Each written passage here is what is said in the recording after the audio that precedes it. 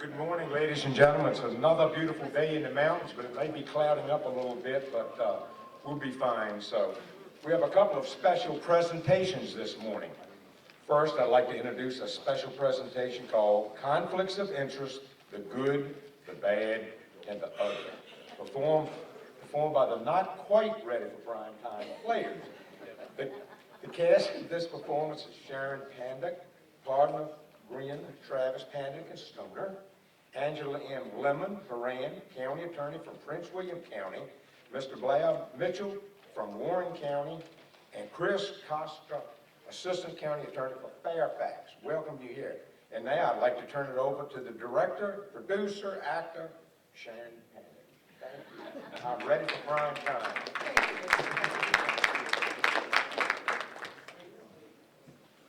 Good morning, all. I trust that you have heard the theme song from our mentor on this, the Honorable Clint Eastwood. I am really glad to have with me colleagues from the Local Government Attorneys Association of Virginia, and we are back here, according to the incomparable Phyllis Arrico, by popular demand. We're not sure whether we're demanded by our personalities and our acting. I already have Blair wanting to join Actors Equity. Or we're in demand by the circumstances that make you want to think about conflicts of interest a little bit. I want to make a disclaimer at the beginning that the characters you see today may resemble people in reality, but are not reality. We disclaim any circumstance which is related to anything that may have occurred in the past or will occur in the future. And I trust that you will find our scenarios sufficiently silly that you won't see them happening around you, but instructive enough to take learning from it. The playwright George Bernard Shaw said, if you're going to tell people the truth, you better make them laugh or they will kill you. And so we're going to try to make you laugh this morning. I've been assured by Larry Land that all vegetables that were up in the dining room have been confiscated before you come into this room. We're going to focus on gifts today in the context of the Conflicts of Interest Act, but we may touch on some other areas of the Act. You will see many and varied types of gifts today. As I said, our scenarios may be a little offbeat. We're going to walk through a couple of dramatizations in which you will see these very knowledgeable people turn into bizarre folks. And then we're going to have a discussion with using some questions with respect to what constituted a gift, what didn't, whether you should report it, whether you shouldn't. We've reserved at the end, hopefully, a little bit of time if you want to ask questions, but we're largely going to run through these scenarios in the presentation. What I'm going to start off with, though, is a brief summary of the Conflicts of Interest Act under the view that one can never learn enough about this act. I describe it as the cure to insomnia. If you cannot sleep at night, please pick up your codes, read the act, read it again. Once you understand it, which is maybe the 20th, 30th time, you will probably be asleep. So let's start through that. My cast, the not quite ready for prime time players. Disclaimers. What is the Conflicts of Interest Act? It is a minimum code. It is one for which you will not incur penalties. You violate it at your personal, ethical, legal, financial, and elective peril. You were elected. Great, exciting time.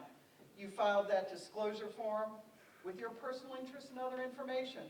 You took the oath of office. But you have to file it every year by January 15th. Remember, the clerk to the board is not your mother or father. They may help you, but the responsibility is yours. What is the linchpin of, we call it COIA? Personal interest of you, an elected official, or certain county staff. Personal interest includes you, the officer or employee, your spouse, whether or not you're in the same household. And And believe it or not, we get questions like that sometimes. And dependents living in the same household who are more than half financially supported by you. What are you disclosing annually? Here are a list of examples that you have to disclose. They include your personal interests and those of your immediate family, ownership in property, ownership or interest in a business in excess of $10,000, ownership, certain personal liability, not just income, in excess of $10,000. Additional examples, payments to you of more than $1,000 for representation. And this is where it gets a little tricky because there's lots of different thresholds. Payments for services from businesses which operate in Virginia. Payments for talks, meetings, publications of more than $200 each. Gifts. We'll talk more about this later, but here's a few examples of possibilities. Any gift or entertainment at a single event that is more than $50 in value, or a combination of more than $100 in value. Things that you can exclude: your personal business entertainment, gifts from a relative or a personal friend. You may ask, what is a personal friend? I would describe that as the people that talk to you after you lose the election. Campaign contributions reported pursuant to election law. What are the premises of the Conflicts of Interest Act? Pretty easy, really, pretty easy in Virginia. 3 things. Don't take bribes. Angela, I think we have a little cash here. Yeah. Don't take bribes. Don't participate in prohibited contracts. If you have a personal interest, you may have to disclose it before acting. And in Virginia, there's a great focus on disclosure, as opposed to the following. If you have a personal interest that's the only interest in a transaction, you will likely have to disqualify yourself from acting. But the theory of the Virginia Conflicts of Interest Act is that you disclose, and then the electorate determines whether or not that was a problem, except for the few instances where it's a disqualification. Again, when you get to what is personal interest for purposes of disclosure or disqualification on a transaction, $10,000, more than $10,000 in income, more than 3% interest in a business or real estate, and then ownership of real or personal property in excess of $10,000 in value. And then there are all these new provisions that were added over the last 10 years about options and contracts. Some other examples, as I mentioned, the options. So, personal interest also includes, again, any other person in the same household for which the officer or employee provides more than 1/2 of their financial support, or for whom that person living in the home provides more than 1/2 of your support. In sum, you must disclose in writing and verbally if you have a requirement to disclose. And if you're disqualified, you have to do the same thing. You have to do it in writing and verbally. No silent reporting, which used to occur years ago. So, what if your personal interest is the same as a group? There are special requirements for that, and they dropped off the screen, which is if there are more than 3 people in a group, then you have to determine whether, 1, you are in the same professional, occupational group, and whether your interest is different than theirs, you may well have to disclose. If you are in a group that represents all the constituents in the county, all the citizens, or a large number of the citizens, then you may not have to disclose. So, what do? When in doubt, you call your county attorney. Even better, you call your Commonwealth's attorney. And you have your county attorney call your Commonwealth's attorney. In many cases, your county attorneys have a working relationship with their Commonwealth's attorneys so that they can effectively advise you. And why does it make a difference? You call your county attorney, and it's confidential. If you get a written opinion from your Commonwealth's attorney, it has to be disclosed as somebody requested on a FOIA. So you may want to sift through that and think about how it's done. But call. So if you have a conflict, will you dare, before it's too late, to contact 1-800-COUNTY-ATTORNEY or 1-800-COMMONWEALTH attorney and avoid the penalties, embarrassment, and loss of office, and call early and often. Remember though, the Conflicts of Interest Act is not an ethics act, and many of your constituents may think that it is. It's simply minimum requirements for which you do not get penalized. So, enhance citizen confidence in government, avoid being the bad news. And now, the show and tell. So we take you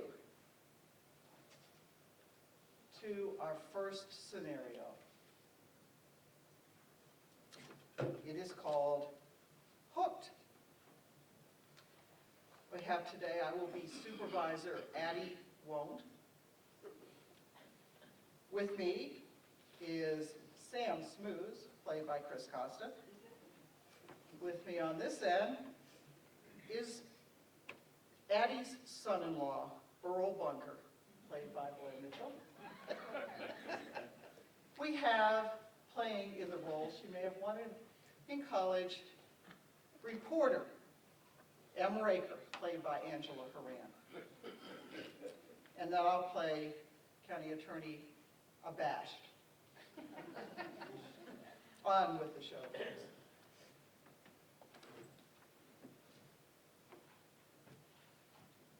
Well,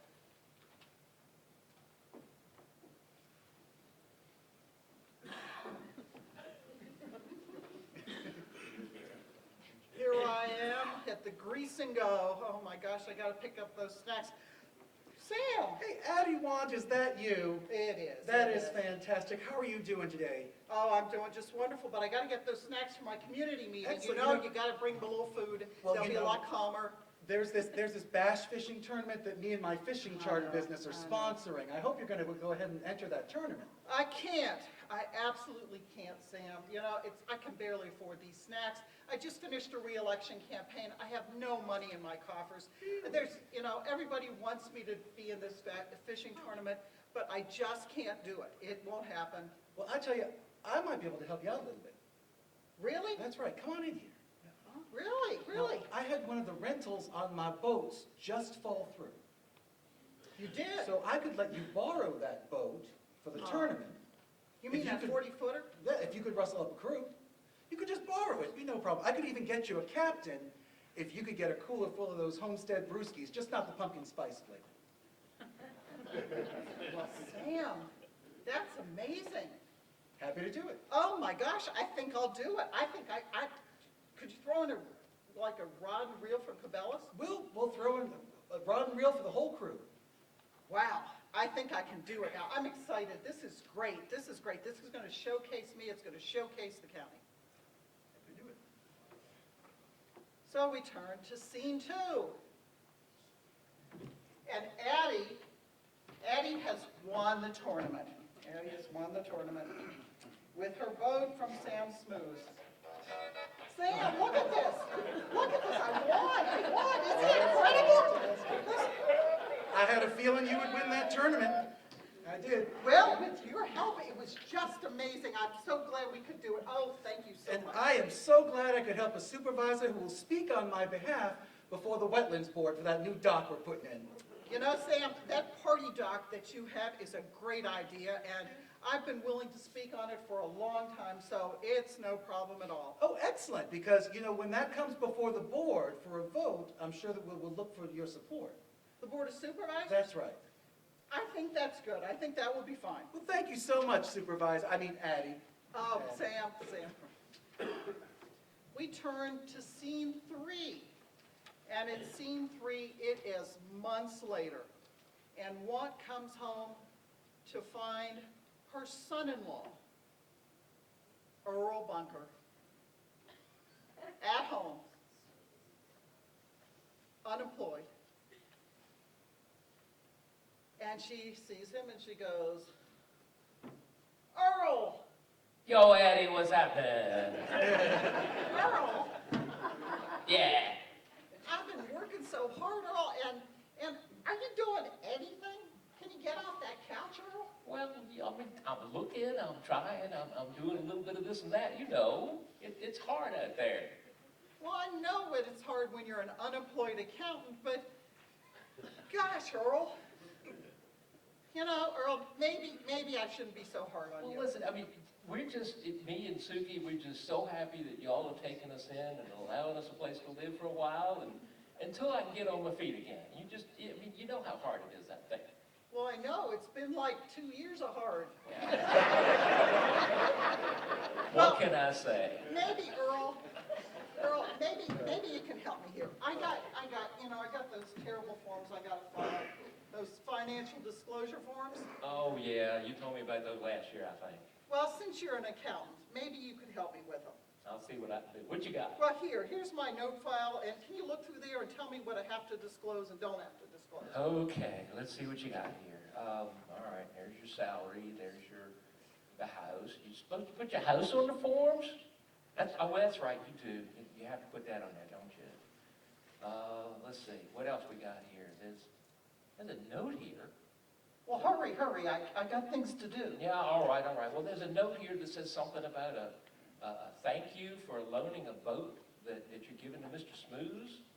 What's that about? Well, it's so cool. It's so cool. You remember I won that tournament, the fishing tournament? Oh, Well, yeah, Sam with the Needy Spoons- Cool Award. I love that. Yeah, it was a great award. You know, I'm going to put it up on the wall. Yeah. So here's the deal. He just lent me the boat. I don't think it's a big deal because we put a sign on it that said re-elect Addie. So it's a campaign contribution. Plus he's a friend. It's no big deal. I don't think we have to disclose it.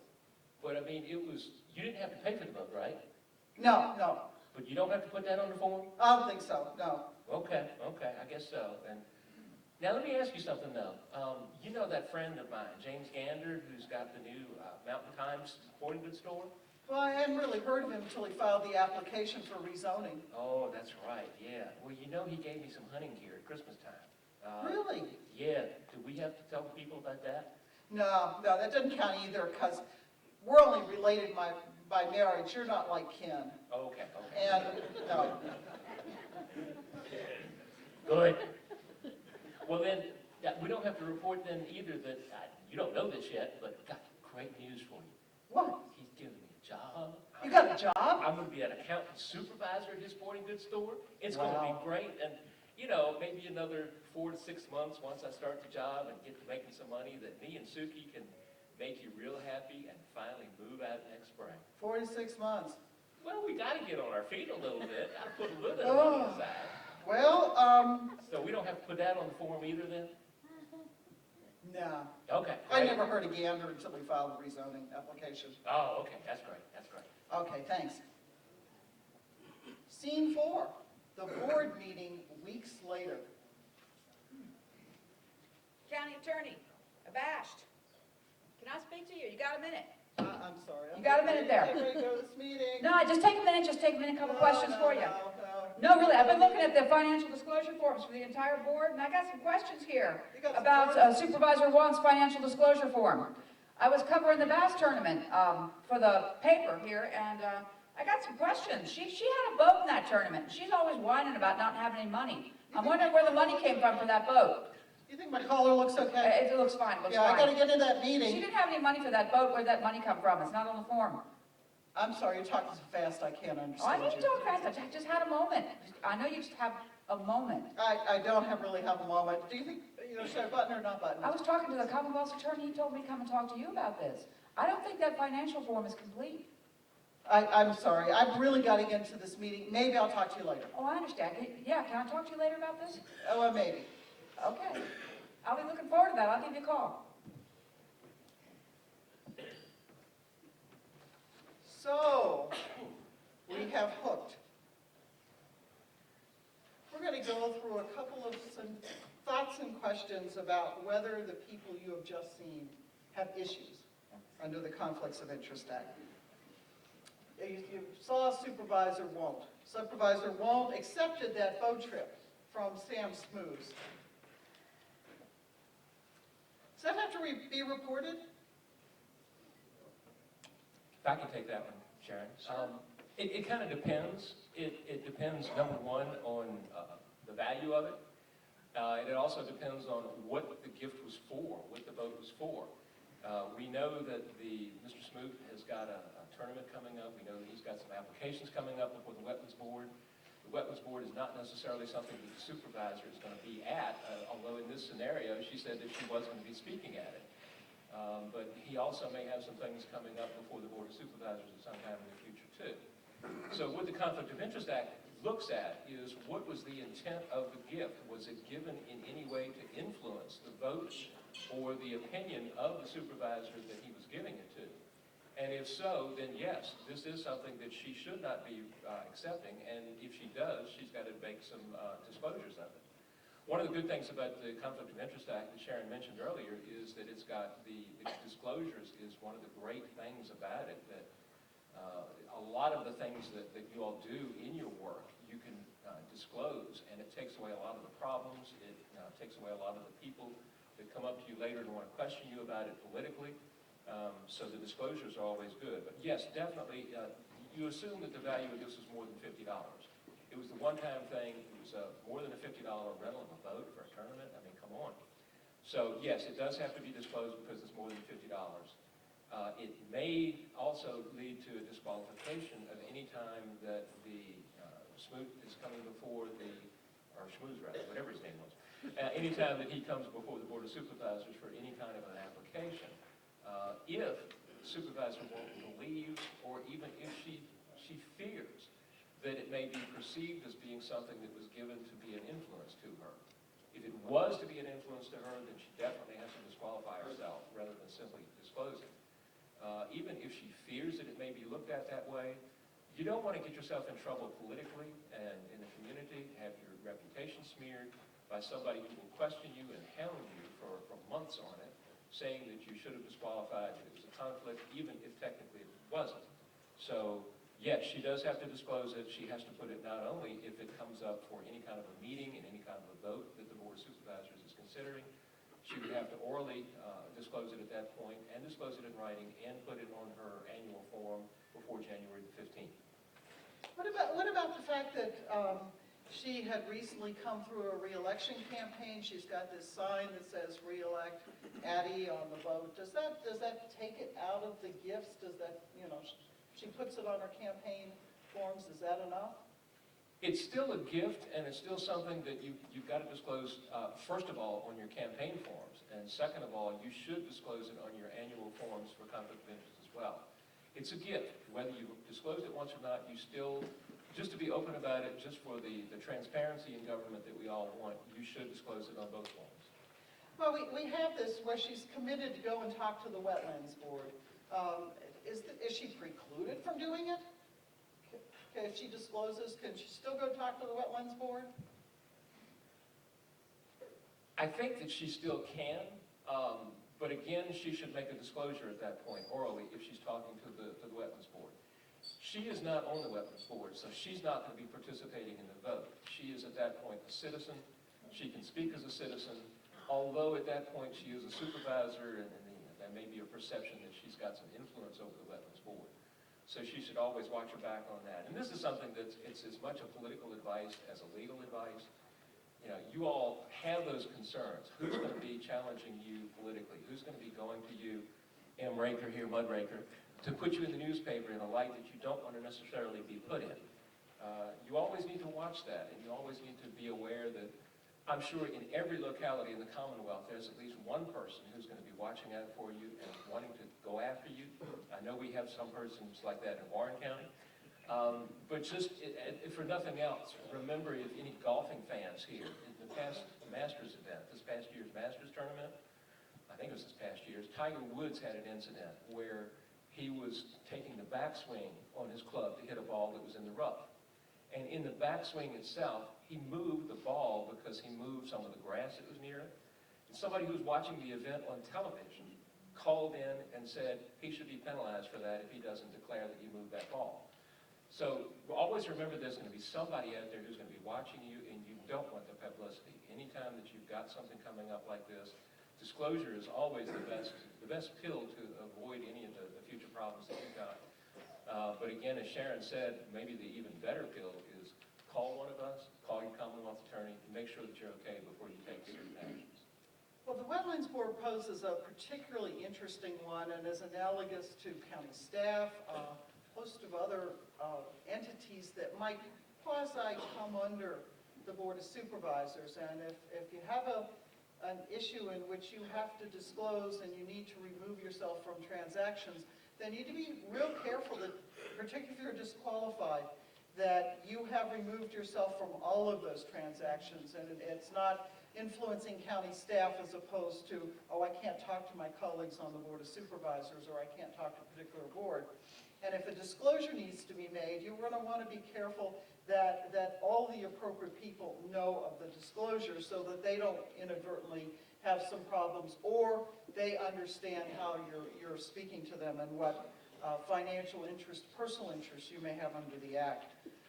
One of the key provisions that you need to look at, because we get into disclosure versus non-disclosure and gift versus personal interest, and if you go to the Conflicts Act, some of the first provisions talk about prohibited conduct, which are separate from these issues of do I have, am I involved in some way that connects to over $10,000 or 3%.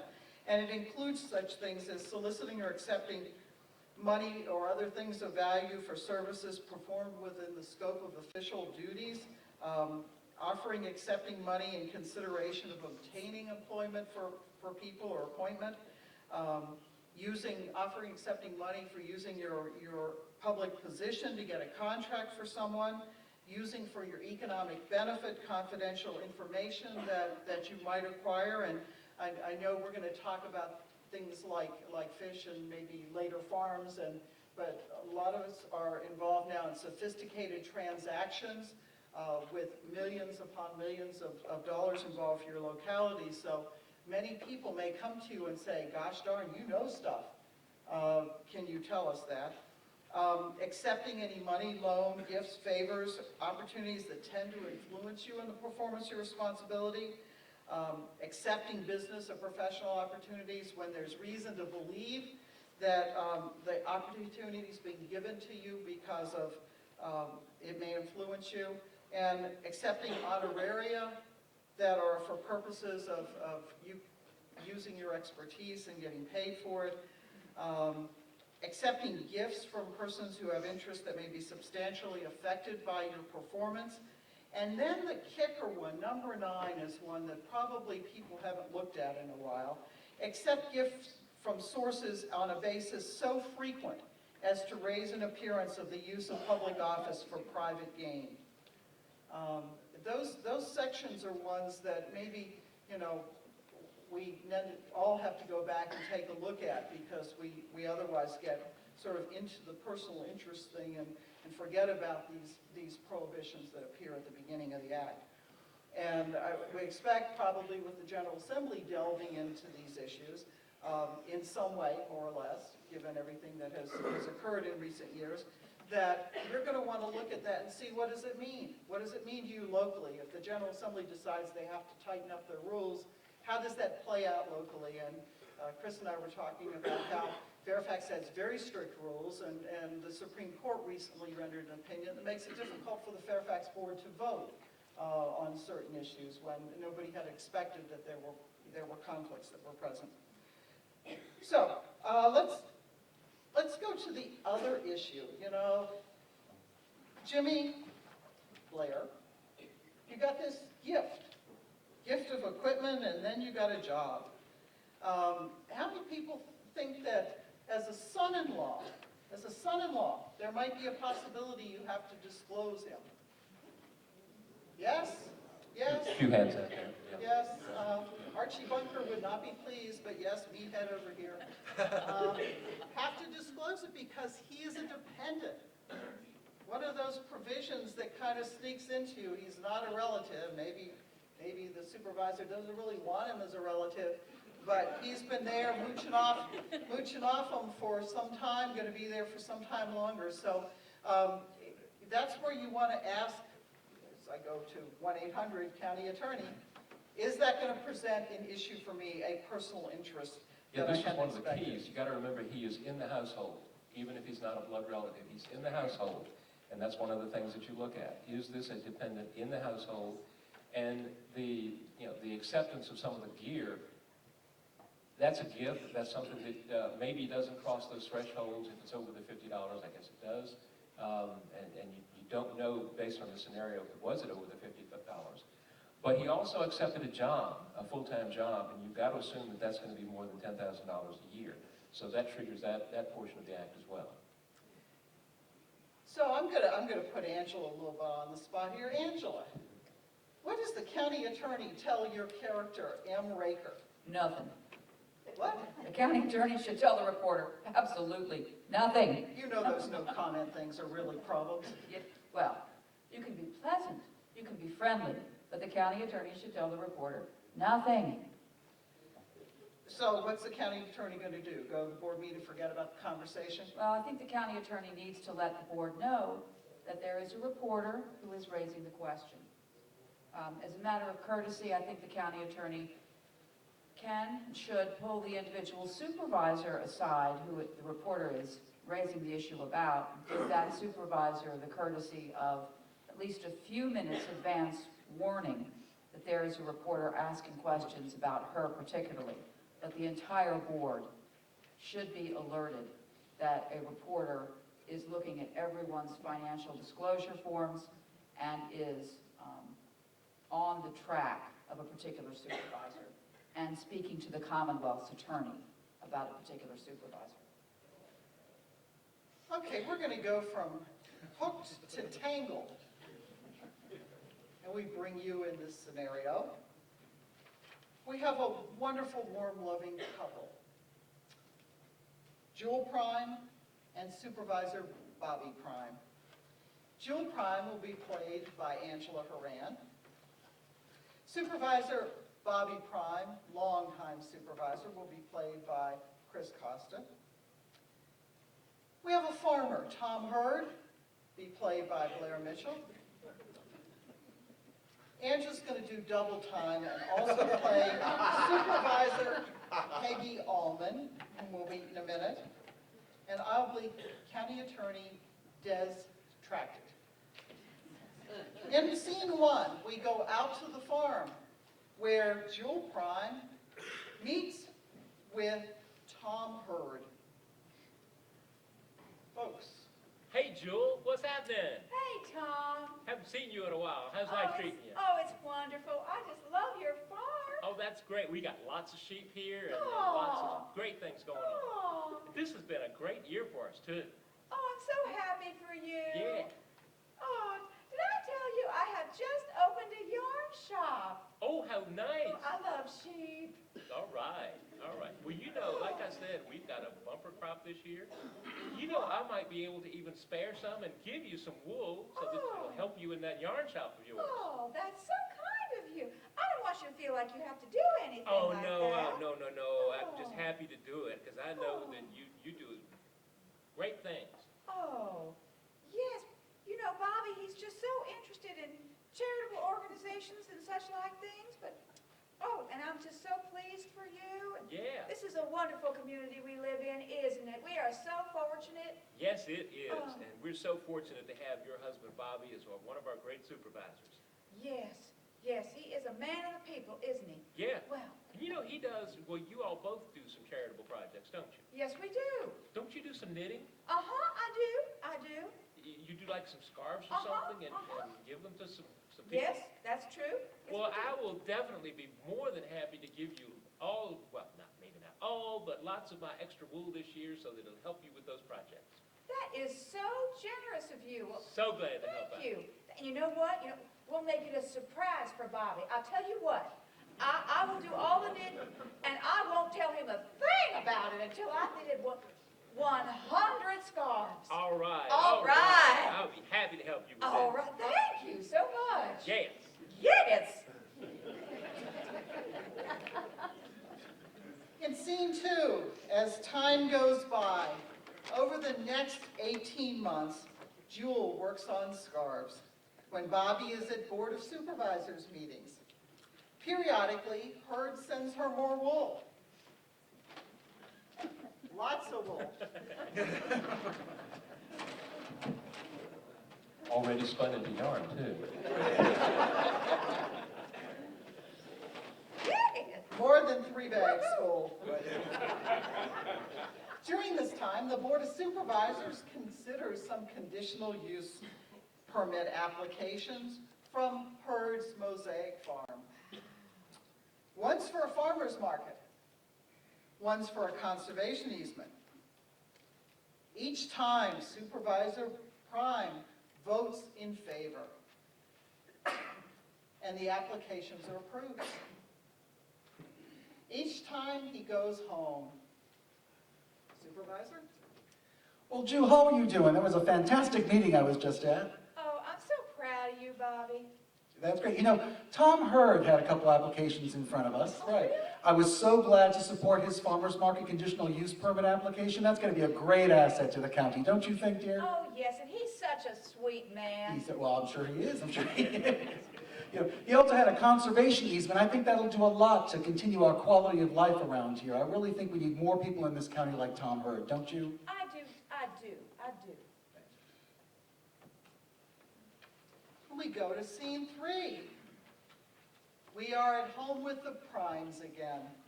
It is another day for a Board of Supervisors meeting. It's the last meeting before Thanksgiving.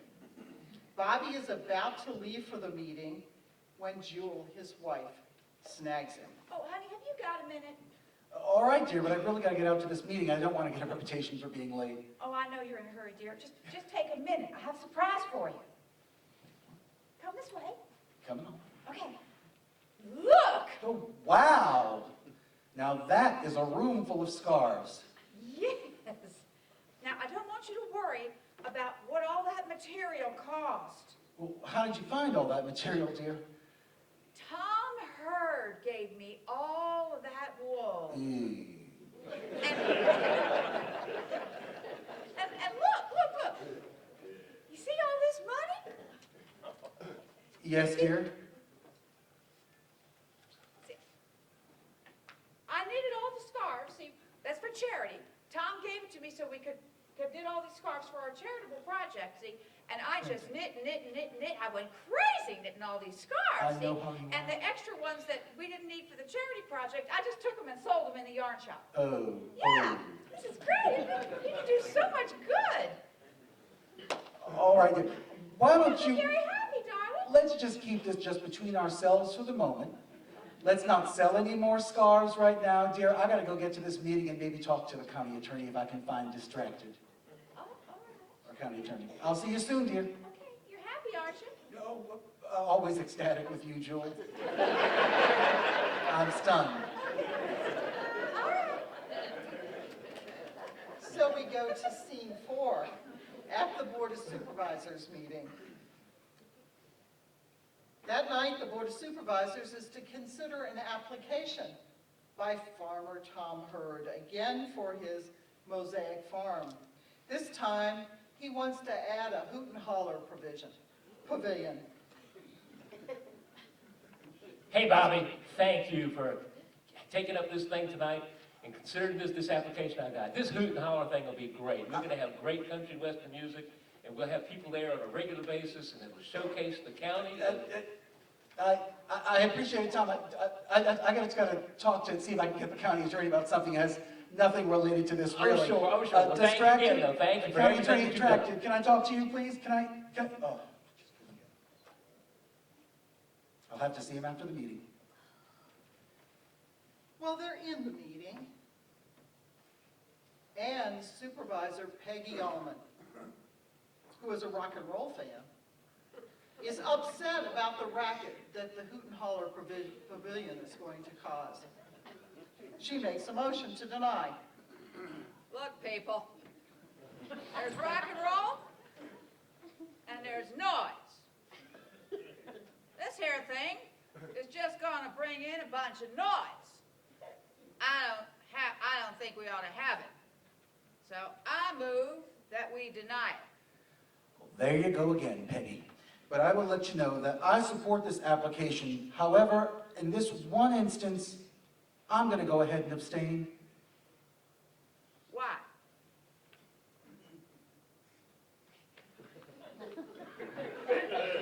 Hello? Why? Anybody home? Why? I'm just gonna go ahead and abstain. I don't think you can do that. You got to say why. I know that I can effectively represent my constituents, but because Jewel is mine, I'll walk the line.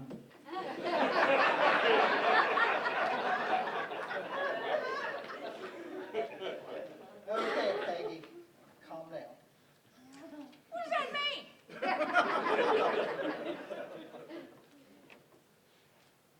We turn to some pertinent questions and answers.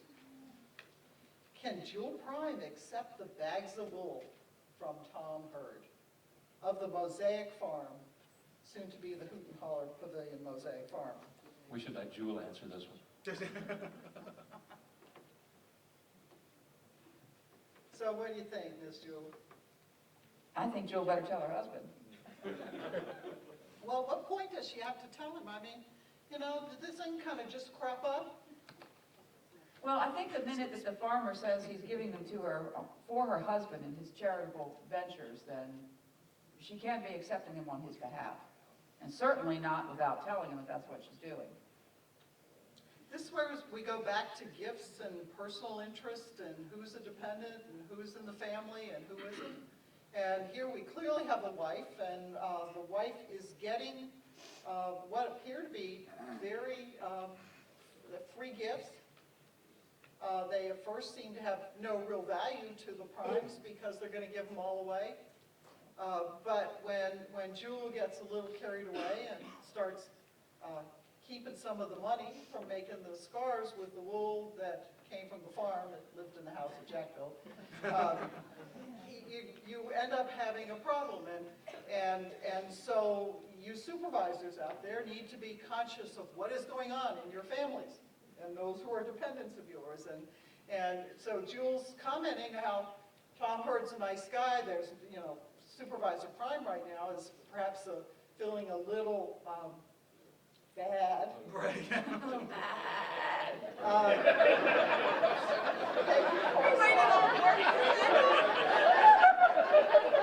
You're very calm. So he better run to his county attorney or Commonwealth attorney pretty quickly. Maybe his county attorney first, because and the county attorney's got a puzzle in here because it is now past actions that have already occurred. And but one would think that probably Supervisor Prime can't just sort of hope he can walk away. Because no doubt Jewel has been quite showy with the scarves in her shop and everything else, and the things that have gone on. So, is it apparent though that Hurd is attempting to influence Supervisor Prime? Yeah. No. It's kind of, at first you don't know because he's talking to Jewel. Jewel may have no clue. Again, one of the reasons why perhaps you need to familiarize your family and those close to you about the obligations that you have, so that Jewel sort of goes, okay, that sounds good, but maybe I need to think about it. Maybe I need to talk to my husband before I get too involved with this quote-unquote free venture, because it's clear that Mosaic Farm has been up before the Board of Supervisors several times, continues to come up before the board, and leaves them in the lurch. Yes, go ahead. I would just say, you know,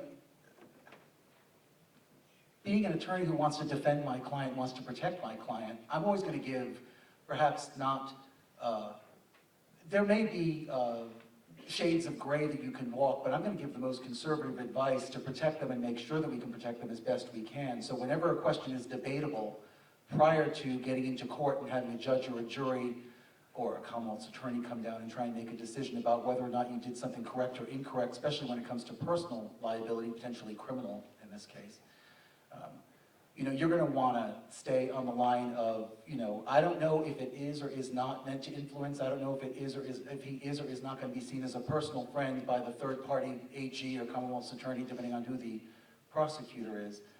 But we're going to take the more, my advice would be the more conservative approach of go ahead and if it's disclosure, then disclose, and if you need to fix something that's a past act. As a county attorney, my representation is of the individual in their capacity as a board member, as well as of the board, the entity itself. And there may be times when they need to go and speak with their own private counsel when it starts to come to personal liability because I can't give that kind of advice. They need independent counsel. That's absolutely true. There may be times, and don't be offended if your county attorney says, I think you need to talk to your own personal attorney. I'll be glad to give them background, because oftentimes private counsel are not familiar with what the initial requirements are of the Conflicts Act. What about Supervisor Prime? Can he keep the money that his wife made off of selling these scarves? What do you think, Angela? I don't think you should. Could he disclose it and keep it? No, if it's a charitable, Put a percentage of charity. yeah, that would be my reaction. The safest thing to do would be to go ahead and follow through on what was the original intent and agreement between the wife and the farmer, which was the wool was intended to be donated for the charitable ventures to begin with, and just continue through with the intent.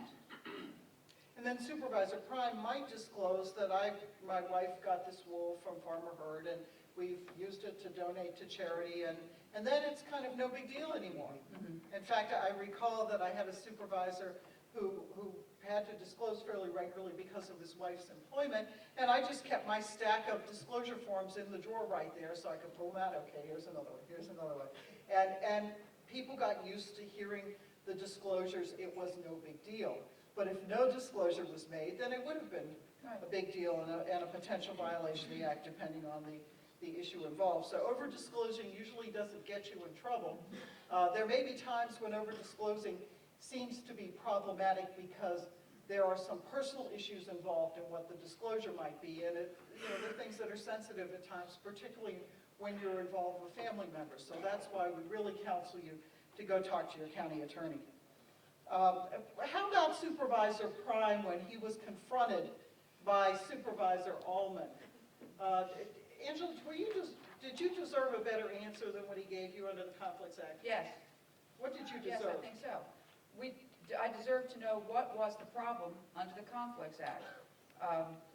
If what you're saying is that there is a personal interest that is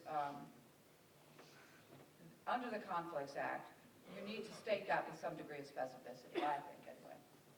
I think the act requires disclosure. If disclosure is required by the act, not disclosing is a violation of the act. The law requires that. That's correct. The whole idea is transparency, that you owe it to your constituents to be transparent on what it is that you're doing and why you're not voting. Because a lot of your constituents will come to you later on and say, well, why are you not voting on something? A lot of your constituents may come to you even when you do the proper disclosures and say, I didn't elect you to not be involved in votes. I voted for you so that you would be involved in votes and you would represent me. And that's where you just have to stand up and say, well, there are some things that I can't. You've got this Conflict of Interest Act, and it's part of my ethics as well, but there are certain things that I cannot vote on, that I will make disclosures on, and I will make the proper disclosure. I can't just say, I recuse, I abstain. You've got to give some reasons. You've got to say, what is the interest that you have that's involved in this transaction, and that you are stepping out. Now, there's also some disclosures you can make when it's not something that you have to disqualify for. Maybe it's something where you're part of a group, maybe the entire group is being affected, and you can say that, yes, I will disclose that I am a part of this group. I will disclose that I do have an interest somewhat in this transaction because of being a part of this group, but I will disclose also that even at that, I feel that I can make a discussion of this matter and a vote on this matter fairly, impartially, and in the best interest of the community. And in that kind of a situation, you can participate and you can vote. So disclosure helps you in a number of ways in a number of different situations. The one thing I'd caution you to is try not to ask your county attorney whether you have to disclose in the middle of a board meeting. It is very traumatic for ultimately for you and ultimately for the county attorney, and it's sort of, these as my brother calls it, the cone of silence in court when they turn on the fuzzy machine up at the bench. It doesn't really work at board meetings, and so you hear these whispers going back and forth, and then there's notes going back and forth, and then you get up and you leave, and everybody goes, oh my gosh, why did they leave? So try to do that in advance. You end up having a much more civilized way of processing out these disclosures, and then the public sees orderly government. They don't see chaos. So you increase their sense of confidence in you by doing that. So I'm going to turn now to our third act. It's called the Day of Reckoning. We have here County Attorney Ron Fox, Blair Mitchell. We have Agent Jane Smart, played by Angela Horan. I will play Supervisor Frank. And we have here County Administrator Jim Camp, played by Chris Costa. We're in scene one. We're in the County Attorney's office, and County Attorney Ron Fox is talking to County Administrator Jim Camp about some possible conflicts issues. Well, hi there, Attorney Fox. It's great to see you today. How are you doing? Hey, Jim, pretty good. How you been lately? I'm doing fantastic. You know, can I ask you a quick little legal question now that I got you here? Well, sure, we got some time here. Fantastic. I have a little concern about Supervisor Futuro. Now, you've heard about that proposed rail station in the area that's shown as a suburban hub on our yeah. comprehensive plan. Oh, yeah, yeah. And that nice little 10-acre parcel that's right next to that area. Well, sure, that was been up for sale for a while. It was just bought by a trust, and it's Supervisor Futuro's trust. Uh-oh. And what I'm concerned about is that going to conflict him out on future board votes? Without knowing more, I'm not sure I can give you a full answer on that. I mean, there's some additional things that I would need to know, like how much is his interest? Is it strictly his trust and his trust alone? Does he have some partners in it? All right. Sounds like I need to go talk to him. All right, well, that's fair enough. Well, I got another legal question if you have a moment. Sure. Thanks very much. You know, I just got these tickets to the Dallas Cowboys from Behemoth Gas Company. Oh, why couldn't you get Redskins tickets? I'm sorry? Why couldn't you get Redskins tickets? Well, you know, you take what you can get, as it were. And I'm wondering if I should go ahead, if I should use them. You know, they've been exploring natural gas here in the county. Oh, yeah. And I've just been wondering if I can go ahead and use these tickets. They just mailed them to me. I didn't really ask for them, but, you know, seems like it'd be mean to look a gift horse in the mouth. Fox, Hello? Fox. Hello, yes? Fox, Yes, ma'am. Fox, Yes, ma'am, yes, ma'am. you have a suit out here that wants to talk to you? What do you mean a suit? You know, those women in suits. Oh, okay. She's got some papers and a badge. A badge? Yes. Well, it was nice talking to you. It sounds like you have to go. Sounds like you have to go. We now go to another corner of the county attorney's office where Agent Jane Smart, from some nebulous authority, is talking to Fox. Hello, Mr. Fox. Well, hello. Agent Smart, is it? Yes. Okay. Yes, Agent Smart. What can we do for you today? I have a subpoena here For what? for documents relating to financial disclosures by Supervisors Prime and Wond. Okay, well, why are you coming to see me? I mean, I'm not the keeper of those documents. That's the clerk of the board. I have been to the clerk of the board, and I have reviewed the financial disclosure forms, and they do not appear to be complete. So if you've seen them, what are you bringing a subpoena for then? I need to ask you some questions about information I believe you have received from those supervisors relating to their preparation of those reports. All right, I'm not sure I can answer it if it's talking about legal advice that I've given. I would like to ask you some questions about meals at the Food Hop, which those supervisors received from a local builder. Do you remember anything about that? Well, I'd have to think about that, so I'm really not in a position where I could answer any questions about that right now. There's word on the street that Supervisor Allman has used her funds to try to encourage music groups to come to the county. Okay, I'm not sure I know about that either. Okay. Well, I understand that she flew to Cleveland with a friend to talk up the county at the Rock and Roll Hall of Fame. I hear that they're considering locating a local satellite Hall of Fame in the county. Okay, well, I mean, that's something that I'm sure she would have checked with the county administrator for and not necessarily come to the county attorney for anything. I mean, what's wrong with that? Well, do you know whether the county paid for her friend to go on this trip with her? Can't answer that. Again, that's probably something you should check with the county administrator for. I don't pay the bills. Well, I understand that, I've heard that the Hall of Fame paid Supervisor Allman an honorarium for a seminar that she presented there? Don't, Not included on her financial disclosure form. I just don't know what to say. I'm sorry, I don't know what to say. There are rumors that she may already be working remotely for the Hall of Fame.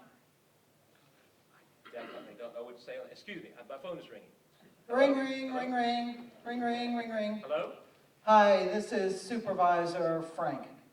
Okay, I'm I'm a a little bit Frank. busy right now, but, Well, I need to talk to you right now. well, certainly, certainly. Can you excuse me, Agent Clark? Sure.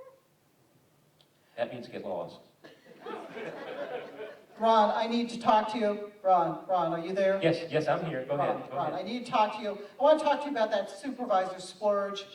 I'm having real problems with Sheila Splurge. She used the county rec room for a party for her son. Okay. And her son's friends trashed that county rec room. It's wrong, too much splurge. I just need to have something done about that. This is a misuse of office.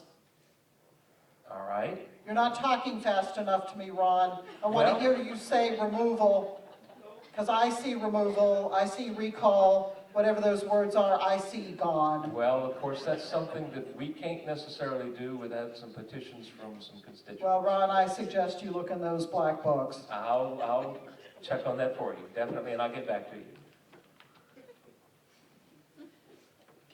So, we're going to do just a little chat about these scenarios.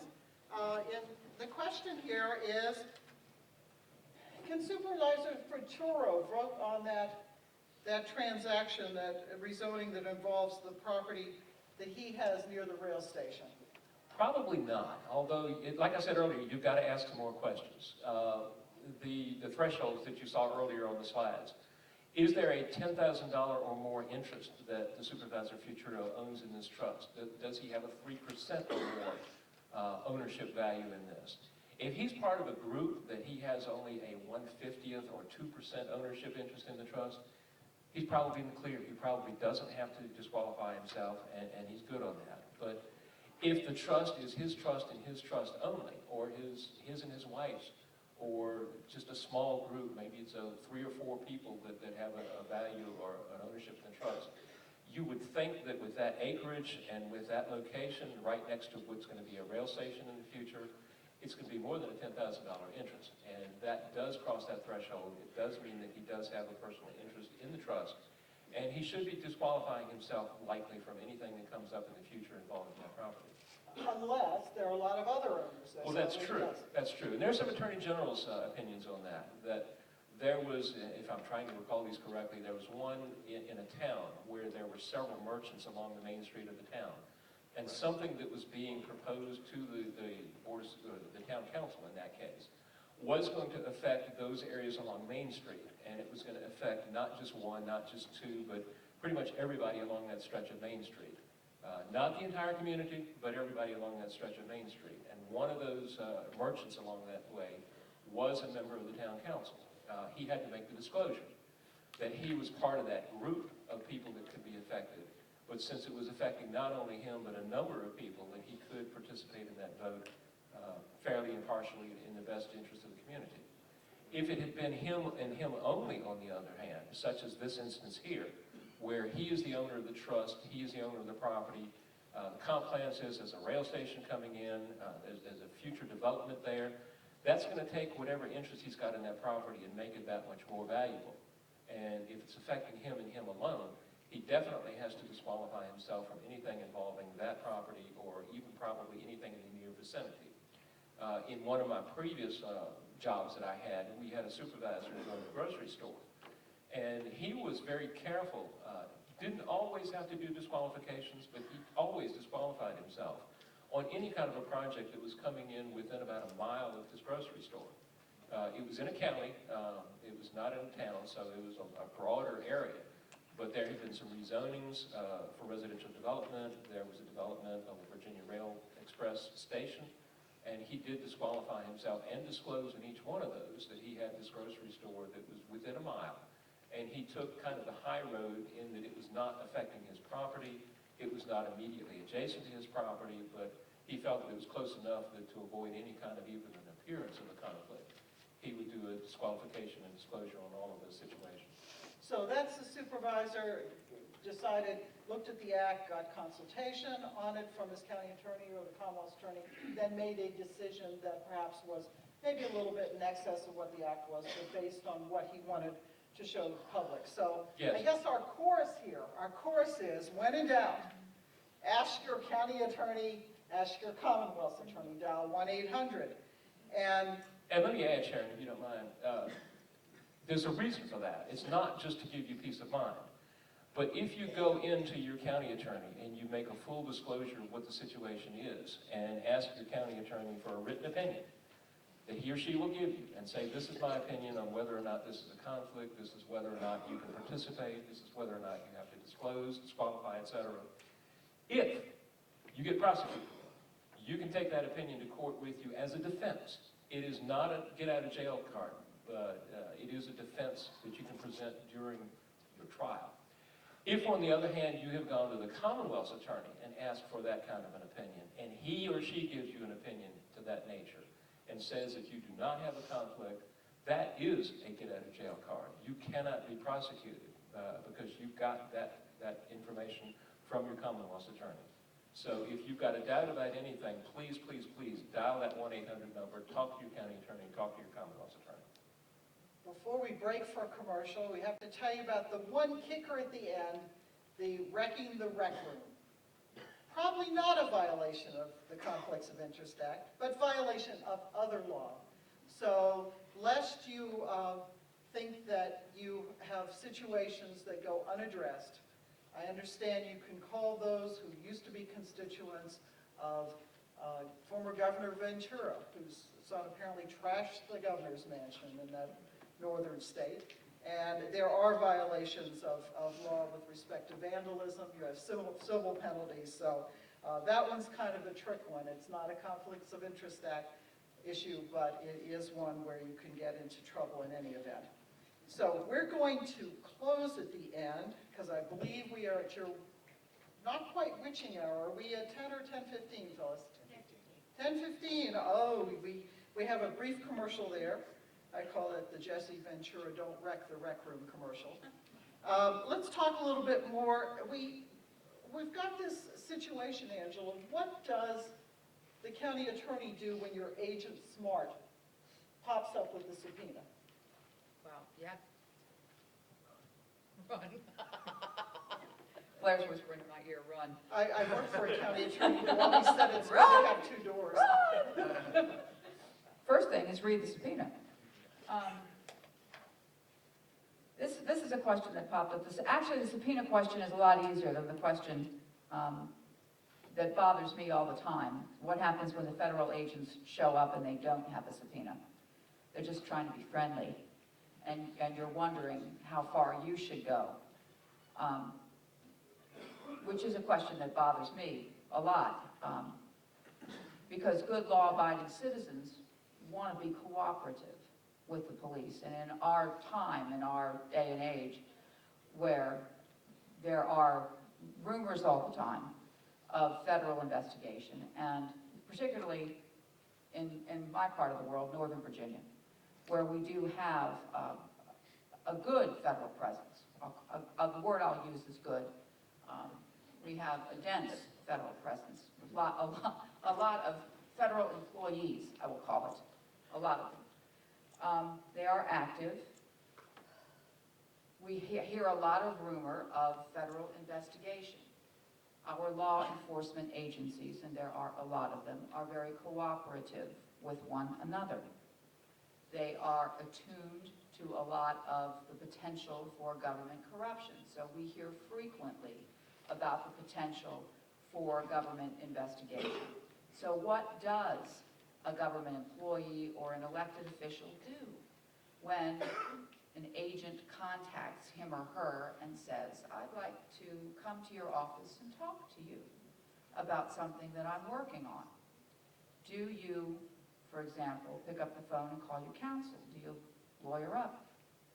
Is that lawyering up? Should a local government attorney that gets a call from a county executive, administrator, zoning administrator, elected official, should you run to the office, their office, and say to the FBI agent, I want to be in this meeting, or I just happened by, we sit down and, you know, participate with you, which we've done. Is that helpful? And I pose that question because, you know, good, honest people want to be helpful to law enforcement on the one hand. On the other hand, we're all adults, and we know that sometimes to say too much can be counterproductive. Let's put it that way. So I asked, and I heard a couple of things that I expected to hear and a couple of things that I didn't expect to hear.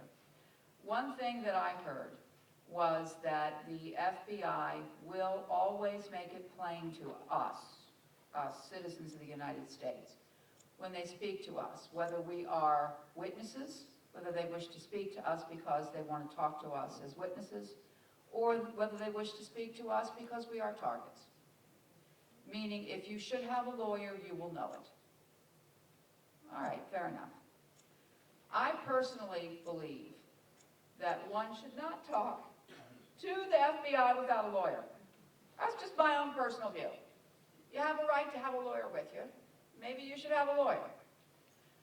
As government attorneys, as county attorneys, we cannot represent any individual that works for the government in a criminal capacity, and when the FBI wants to talk to you, that is always the worst case scenario. All right? So we cannot represent you in a criminal capacity, and we can't help in that way. But if you were to receive a telephone call from an FBI agent saying, you know, can I come to your office and talk to you about something, I personally don't see a problem if the county attorney happens to be around your office at the same time an FBI agent is coming. And, you know, you just say, oh, so-and-so happens to be here, do you mind if they sit in? If the FBI agent has difficulty with that, they'll say that causes a problem and we go away. Most of the time, I think if there's not a problem with it, they'll allow you to stay. And actually, the few times that that's happened in Prince William, it was a witness type of discussion, and we could actually, and did, add some value because what was going on was that they wanted to know how county processes worked, and we actually did have some information that we could offer. So that was kind of my message to you on that. Those kinds of things. I still stand by my initial reaction. I just don't think it's good form. You don't have to talk to a law enforcement officer without a lawyer, and I just stick by that. If the other panel members have anything you want to add to that, go right ahead. I'll just say that happily, as an assistant county attorney for Fairfax County, I have not spoken with any FBI agents in my tenure.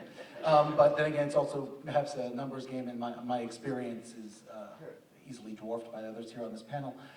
In private practice, when I represented hospitals, I did looking for things like rehabilitation, drug and alcohol rehabilitation records, people coming into emergency rooms with stabbings, etc. And my first question always was, are you coming after us as a target? I gotta know, are you coming, because that will, but, you know, I'm a lawyer. What am I gonna tell you? If you can get a lawyer before you speak to a police officer or a law enforcement agent. We like police officers and law enforcement agents. They're our clients. But, you know, it's just that we are there to protect. We are on the client's side, not the questioning FBI agent's side. So why not at least let us know that it's happening so we can at least give you the advice. And again, you know, I always say as well, I'm an attorney, I don't instruct or direct, I just give advice. And my client will have to, you know, they will tell me what they want me to do or don't want me to do. The other thing I would add to you, Angela and Chris have both mentioned how we like and respect law enforcement. If you happen to be someone who suddenly is getting some heat with respect to a conflicts issue, I would caution you against feeling you can be vindicated by asking for a state police investigation. They don't just go and look and investigate the question you ask them. They investigate everything that they think it's worth investigating.